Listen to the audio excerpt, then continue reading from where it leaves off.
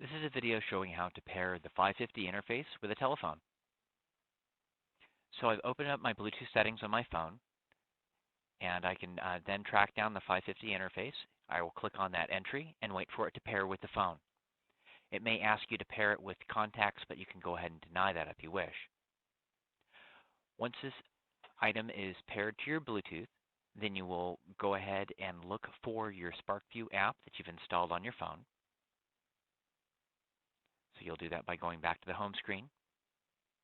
Once you've launched the SPARKvue app, you'll tap on the Bluetooth icon at the top of the screen to confirm that you're paired with the 550 interface. You can see here that the 550 interface has been paired, and it has a pairing code so that you can confirm that you have the correct 550 paired with your phone. Once you've confirmed that, go ahead and tap on OK. You can manually configure each of the analog channels on the 550. In this case, we're going to configure the digital inputs. We'll do that by inserting photo gates into both port 1 and port 2.